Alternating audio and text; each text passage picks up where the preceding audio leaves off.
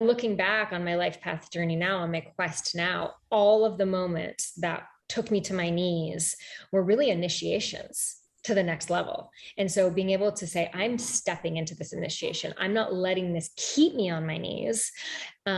Every time you do that, as you said, you get stronger and you have a fortitude as a woman navigating your path that is honestly priceless.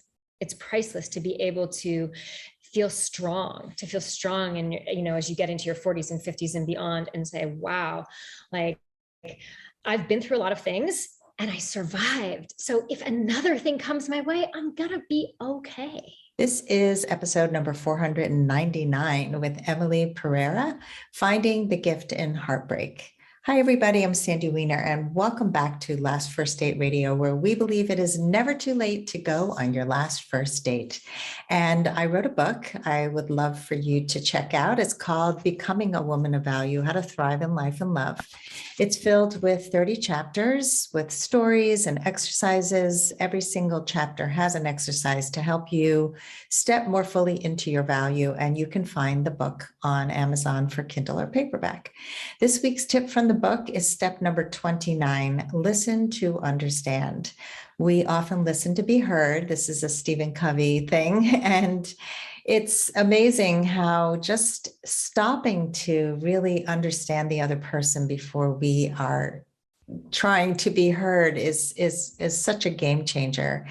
And especially if you're having a tough conversation, being able to hear the other person out, make sure they say everything they have to say before you speak. I had a client this morning who did this with her husband, and he had never really felt heard about what was going on for him.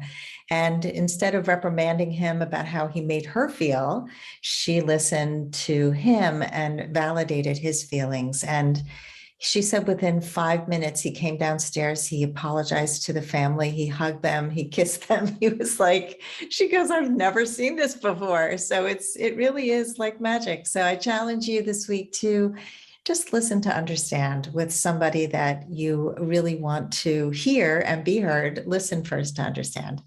And before I bring Emily on, I want to invite you to join our Facebook group. It's called Your Last First Date. And we are a really dynamic group to help you grow and on your journey to your last first date, whether you're in a relationship now or single, if you're a woman over 40, you are invited to join us at Your Last First Date.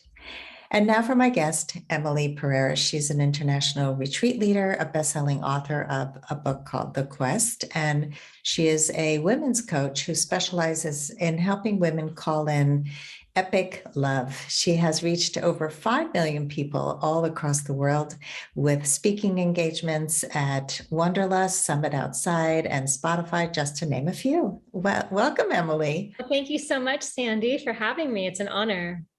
So great to have you and to listen to you talk about this important topic of heartbreak and how to recover and finding the gifts. Because man, when you're going through it, it does not feel like there are any gifts there. But before we get into talking about heartbreak, I would love to know what inspired you or led you to do the work you do. My goodness. Well, it's quite a big story, actually. I ended up writing a 412-page book about it. But the very short version is it started with my own heartbreak.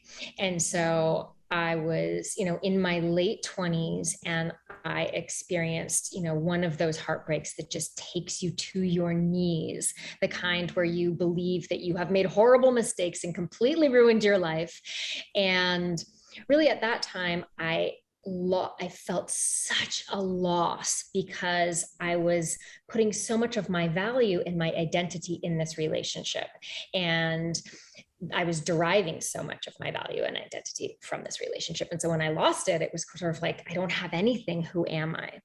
And that sent me on a beautiful inner quest, which, this is back in 2006. So before, inspirational messages on social media and all these things, I started working with a spiritual teacher. People thought I was crazy, but I just kept sort of like listening to the call. And for the next 2 years, I really lifted myself up through a bunch of different powerful healing modalities, really adopting a whole new lens by which to look through and see myself and the world. And one of the big things was I started to take radical personal responsibility for my life.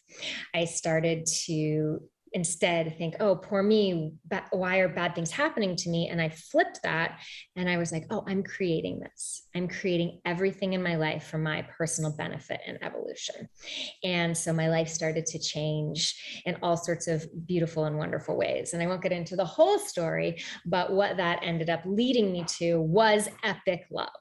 And I learned that really so much when we don't have the love that we're looking for on the outside, that really is this incredible opportunity to go inward and search for that love.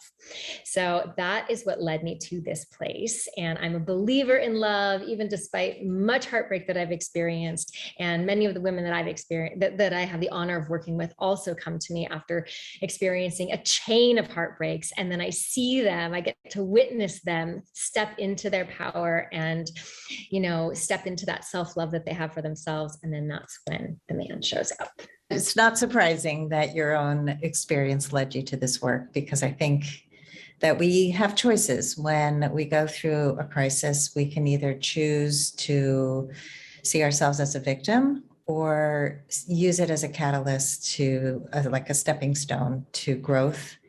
And that's what you did. And I love hearing those stories because they are inspiring. And I think, so many people who are listening who feel hopeless will hopefully get inspired to know that there is a way out and a way up, I would say, into your higher self, into higher love, and into the next phase, the next step for them.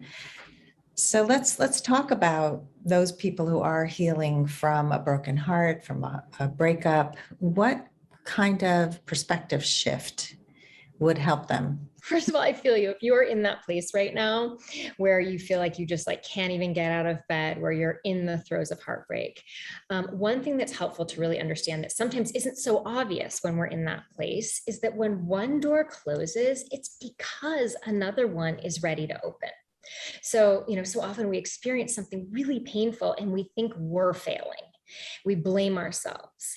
But really any time that we're in a place of struggle, there's this invisible portal, I like to say. It's like this invisible door that cracks open and it's inviting you inward. It's inviting you to go on this inner quest.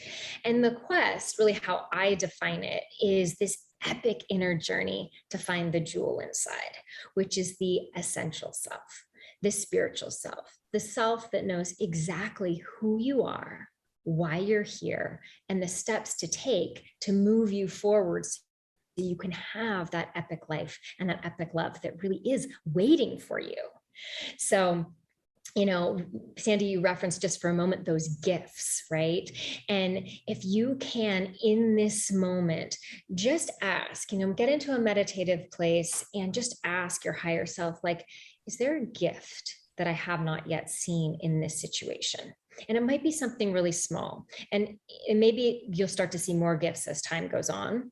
But when we're able to tune into the gift, what that allows us to do is vibrate in a place of gratitude rather than that victim vibration that we just talked about. And so gratitude is really the fundamental building block for all abundance and manifestation. And that can really help move you forward to that next beautiful alignment that really is waiting for you.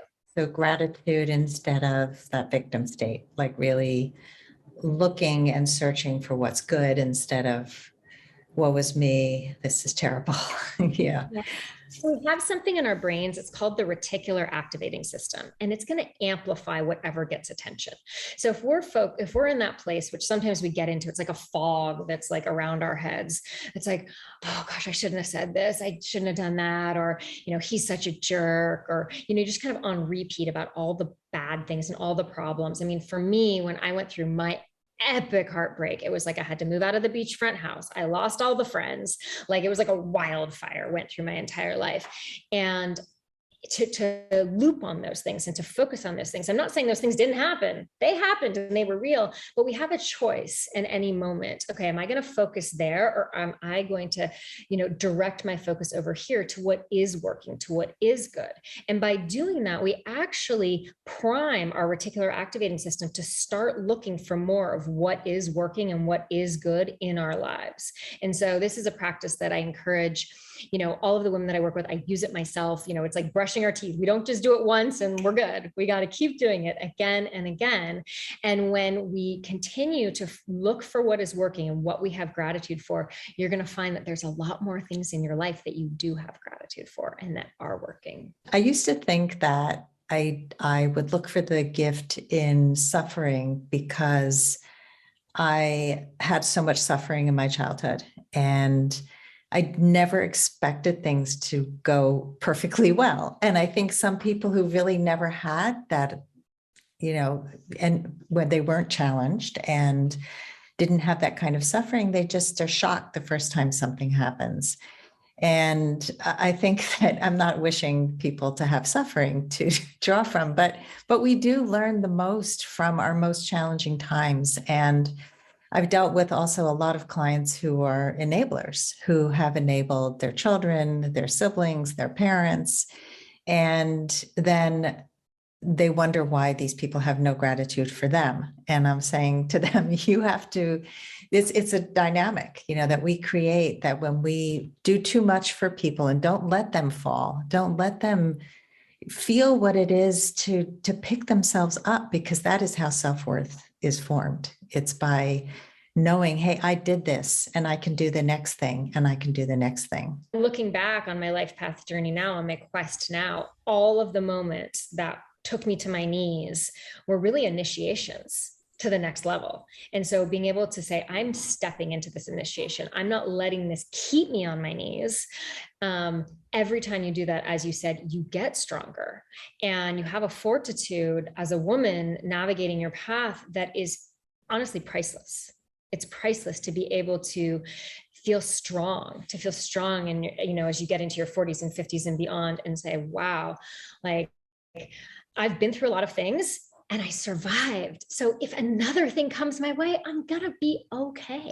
It's what builds character. I mean, when I meet people, I want to know what crisis have they survived and how have they dealt with crisis, because that tells a lot about who we become. And, without those challenges, our personality isn't really refined. The people, the character, that who we are, it gets like a diamond. It gets shinier and more beautiful as we go through. I have full chills with you saying that. That is exactly it. It is, you become like a diamond, and you get so much compassion too for other people on their journeys. Let's take a quick break to hear from our sponsors. This episode is brought to you by Amazon Music Unlimited. You can listen to over 70 million songs and thousands of playlists and stations. Plus, you can now stream your favorite podcasts like Last First Date Radio. You can listen to any song, anytime, anywhere, on any of your devices. Get Amazon Music Unlimited for free for 30 days. Just head on over to getamazonmusic.com/last-first-date to learn more and claim this offer. So let's talk about infidelity, because that often is the reason that relationships end. And people often get very stuck in feeling like they were not good enough, that their self-worth is really at risk. And so what advice do you have for people who let their self-worth take a big toll through infidelity that led to a breakup?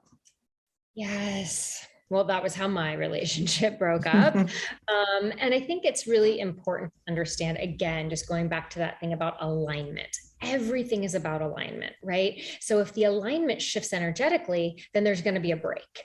And while that can be excruciatingly painful, it really is because there is a better alignment for you. So the physical plane's like constantly rearranging the tectonic plates to match our vibrational frequency. So, like I said, if one door closes, it's because another one is ready to open for you.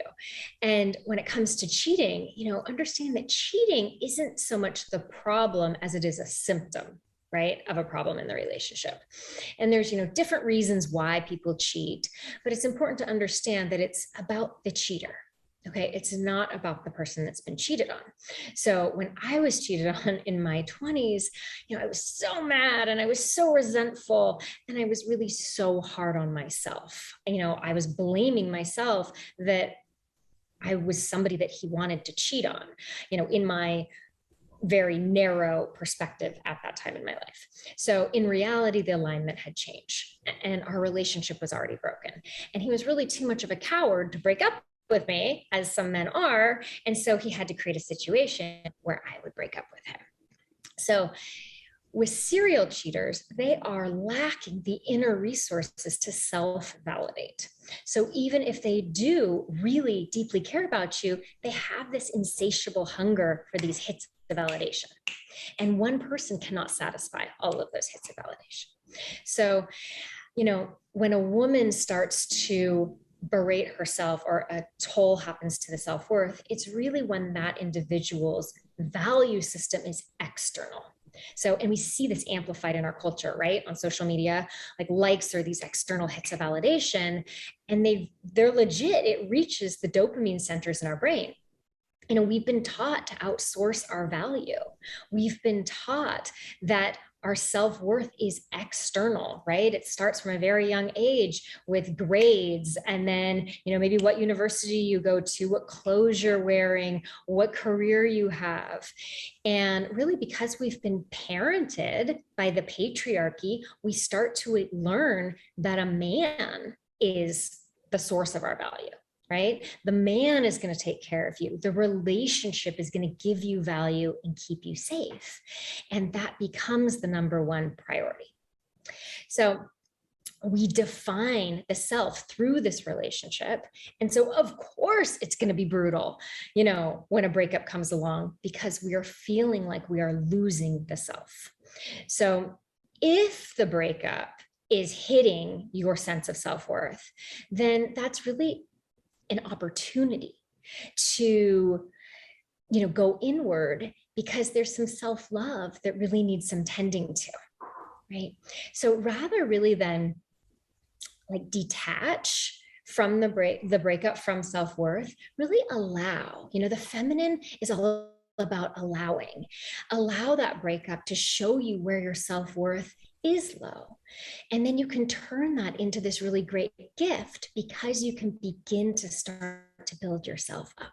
So this is, I have this 10-week program called the Quest for Love Academy, really where a select group of women meet each other and we do these beautiful embodiment practices, which really allows them to experience an intimacy that they've never felt before and really moves them into that vibrational frequency to attract the kind of love that does last a lifetime, that grows with you. And really how that happens is by growing your self-worth. I know you're big, all about the high value woman, Sandy, and this is really what it's all about. Once we start to grow that value for ourselves, even if we do attract a man who cheats, there's a much different reaction when that happens, because instead of being like, oh my gosh, like I'm the one who should have been better, I should improve myself, you actually just feel kind of turned off. You're like, no, like I'm not into that, like next. So you can just go on your way if you're not seeing what is here for you.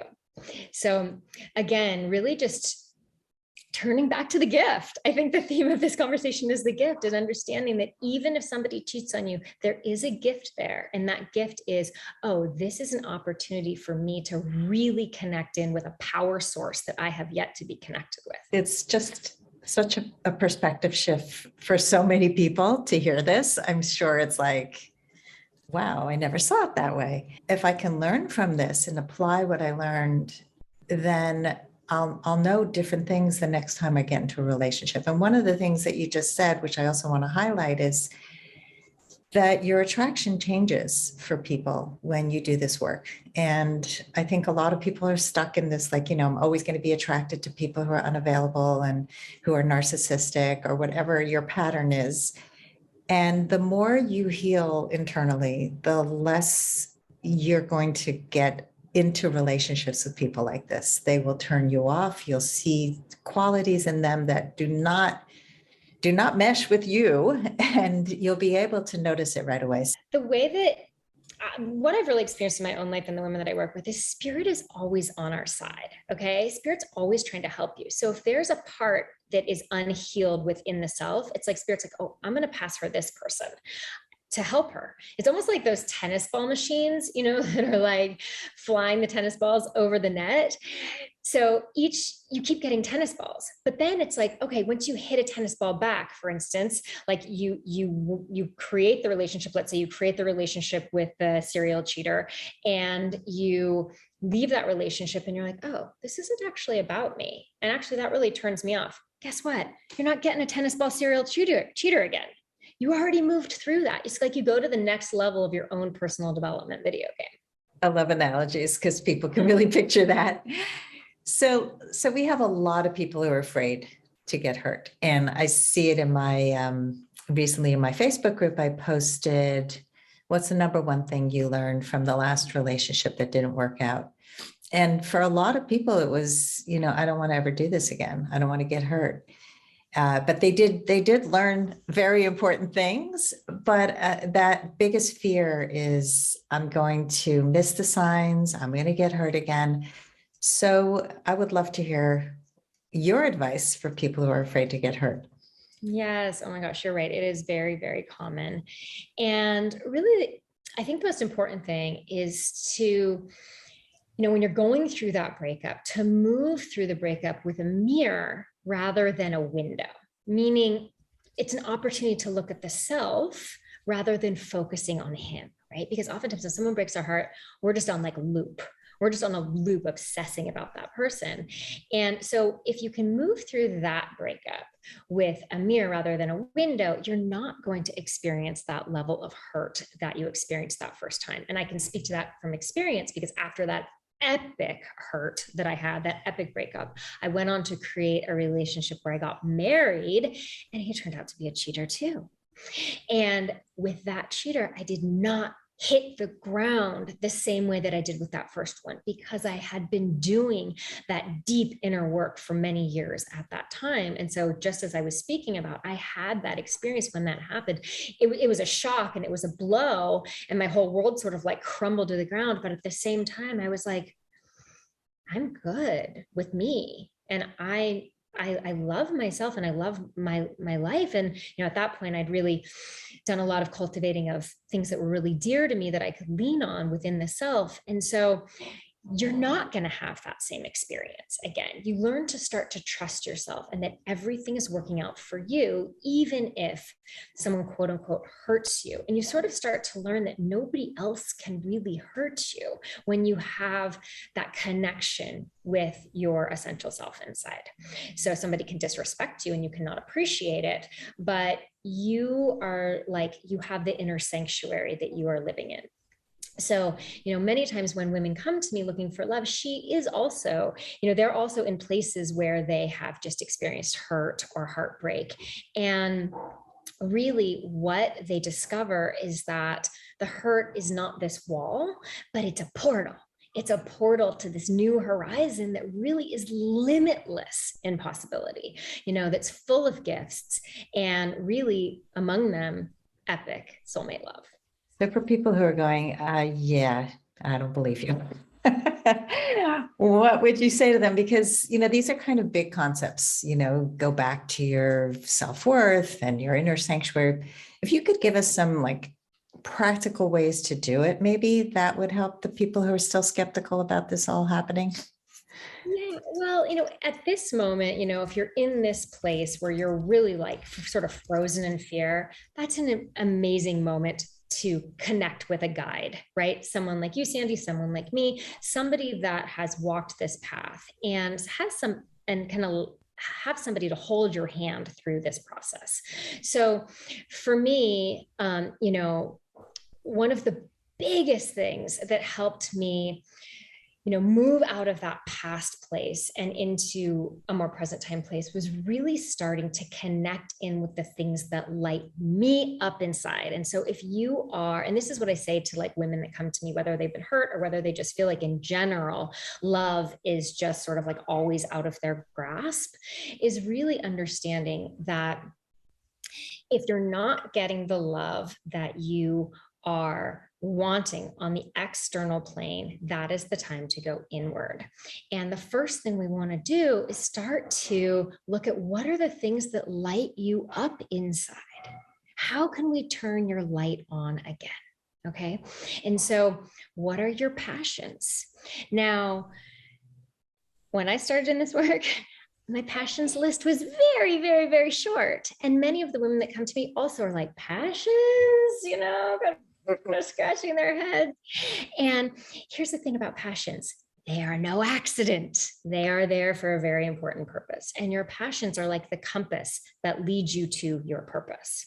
Now, a woman that is living from a place where she is rooted in her passion and in her purpose, not only is that super sexy to begin with, but it creates a little something called sovereignty. And sovereignty is this feeling that you really enjoy your own company, that you really, like hanging out with yourself. And so you're able to hold that desire for love, for soulmate love that you want, but you're not coming at it from a place of neediness or scarcity. And so what that allows you to do is hold that desire that you want, but it's a different energetic vibration, because oftentimes when we have desire, we think there's a neediness attached to that. And neediness is not a magnet for abundance, which love is abundant. And so getting into that place where you are actively engaging in your passions connect you to who you are and why you're here. They have a lot to do with building up your self-worth. And so if you're in that place right now where you're like, okay, that sounds good, but how do I don't really know what I'm not passionate about. I don't know what I'm not excited about.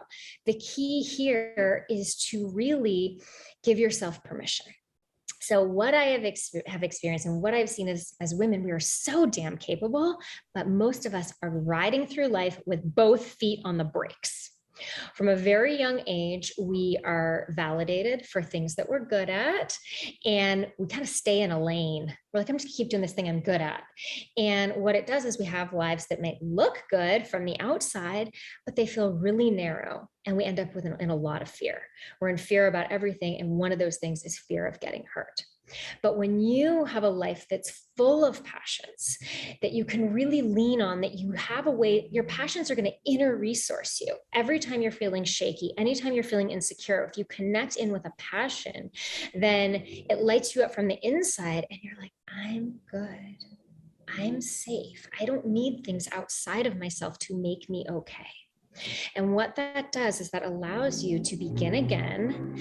And it also changes your reality. It changes your vision. Things don't look the same as they did before. Things start to change, and you get a lot more confident about yourself and the path that you're walking. Being able to really connect to what makes you come alive is huge. I think a lot of people have no idea, like you said, where to even begin with that. And most people don't think they're unique. Most people don't think they have anything to offer. I mean, I've talked to so many women who read online profiles and they say, I'm not that interesting. I don't jump out of planes and, do bungee jumping. And it's like, that's not what makes you interesting. I mean, it is an interesting thing, but what makes you interesting is that you're connected to yourself, is that you are living this full life that is coming from a place of abundance and gratitude and just a beautiful sense of connection to self. And you're not walking around reactive and ready to jump on somebody and be defensive and criticize them, and which is where people are coming from when they're living from that smaller place. And like last night, I was talking to a guy who I met on a dating app, and one of the first things he said was, I asked him what he liked about his work, and he said, money. So it was just like, I don't think we connect here. And then but I got curious. I'm like, well, what are you using money for? Like, what do you want money for? And he goes, what does anybody want money for? I said, well, everybody has different priorities. I'm curious what yours are. And he just, everything was just coming from this place of scarcity and materialism, and very small. Yes, Yeah. very narrow. And so when you know yourself, though, you know, like, I'm not going to connect with this person. We have different values, period. Okay, gotta go. Bye. Nice to meet you. And that's so important to know your values, but that's why it's very important. A lot of times women come to me and they're like, it's not working. They're not meeting the guy. They haven't even met themselves. Exactly. How is the man supposed to fall deeply in love with you if you don't even know you? I love that. So, Yeah. and so it really, that's what the quest is all about. It's this really epic inner journey to find the jewel inside. And when you find the jewel inside, when you are lit up by your own light and your own creations, it is like humanly, physically, cosmically impossible for other people to be drawn to that light. And these creations, they do not need to be jumping out of a plane or, these things. It could be collecting seashells. It could be writing poetry. It can be the smallest thing. What makes you interesting is you being interested in what lights you up inside. And so we're trying to, society has conditioned us to look outward. Oh, he's out there. And really, it's so much about just coming inward. And when you kind of get like excited about you, trust me, they'll be coming out of the woodwork. You're going to be like, I don't even know what, people are stopping me on this. The women that I work with, they're like, guys are stopping me on the street, so it's just really exciting to see it happen again and again and again. Yeah, it really, you start to glow. Like, I've seen people just light up and they're like, I'll have whatever you're having. Thank you. Well, this is. I met my life partner. So I live in Costa Rica, and I brought myself here in Costa Rica. I was leading retreats. I lead retreats for women, and I was on retreat on the last day, sitting on my surfboard, and I just was like, I am never happier than I am when I'm in Costa Rica. And I just kind of whispered to the wind. I was like, I don't know how, and I don't know when, but I'm going to live here someday. Fast forward 3 months later, right before my 38th birthday, I was single, post-divorce, and I just got this intuitive hit. It was like, go to Santa Teresa, go by yourself, go there to write, go there to surf, two of my biggest passions. And I took myself on this solo journey. I was scared, yes, but I knew that this is what I needed to do. And I came and all these things came into alignment. I met so many cool people and just had like really beautiful experiences. And one day I was just standing on the path on my way to go surfing. And this very charming French man walked past me and asked me, how does it look about the waves? And it was like a little bit big. And I was a little scared. And I was like, it's a little windy. And he's like, I think it will be good. And something about the way he said that made me feel like he was kind of encouraging me to come. And so I kind of trailed behind him, and a sunset surf led to an invitation to go out on a dinner date, which led to an invitation to extend my ticket. And we took a surf trip all around the country, which led to an invitation to come back and do life in the jungle. And that was 6 years ago. We have 2 children. We have 200 acres of Costa Rican jungle where we're building a beautiful retreat and wellness center and a community. And so much can change when you really take that chance, when you listen to your intuition, when you put yourself first, really. Like, it seems ironic, but really the path to calling in soulmate love is really about making yourself your number one priority. That's beautiful. Totally agree with you. And it feels selfish to so many people to hear that. Like, how could I do that? Because we were not trained to put ourselves first, and it is far from selfish. Any person that I have ever worked with who has been taking care of the world and leaving herself off the list of self-care, she has suffered, and it shows, and when you start to prioritize yourself, it it is reflected in every single person you care for. I see it with my Then you have the daughter. bandwidth to actually, you have the bandwidth to give, to Exactly. really give from a heart-centered place where your cup is overflowing rather than a place from being depleted where you end up really resentful and oftentimes ill, physically ill. Yeah, no, it totally. I mean, my daughter has three small children, and anytime she takes care of herself, she says, I had a great day. I got good sleep and I ate well and I did all these things and I was prepared and my kids didn't drive me crazy. And I was like, oh, that's shocking. I didn't realize those things when I was raising young children, when I wasn't taking care of myself enough. And so being able to see it in my children is such a wonderful thing, and seeing it in clients, and same for you. It's like I can see your glow and I can see your joy, and I really appreciate this conversation because people need to hear it. They need to know what's possible. And there are so many gifts in the most difficult times. It is happening for you. And I would love to hear about another gift, which is a free gift that you have for our audience. Can you tell us what that is?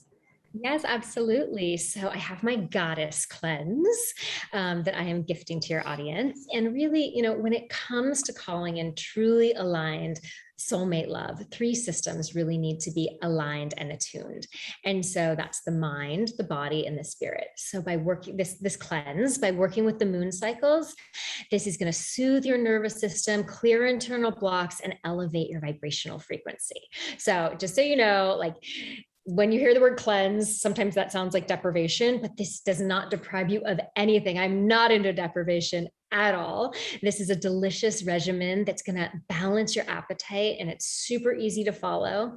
And it's going to really accelerate your quest for love because it's going to draw out your natural beauty and your innate power to shine.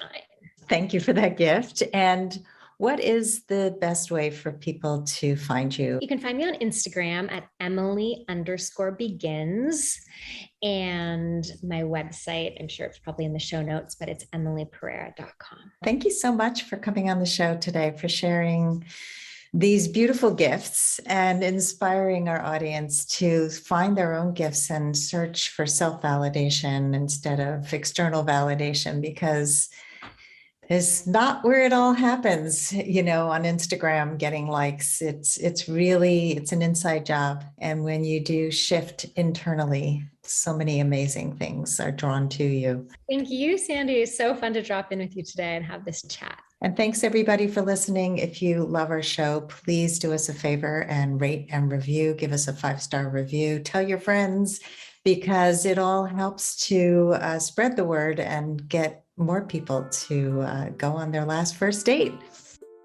If you are ready to get unstuck, gain new tools, become more empowered, and finally find your last first date, I'd love to talk to you. Fill out an application to be considered for a complimentary half-hour love breakthrough session at lastfirstdate.com/application. That's lastfirstdate.com/application. I look forward to talking to you soon.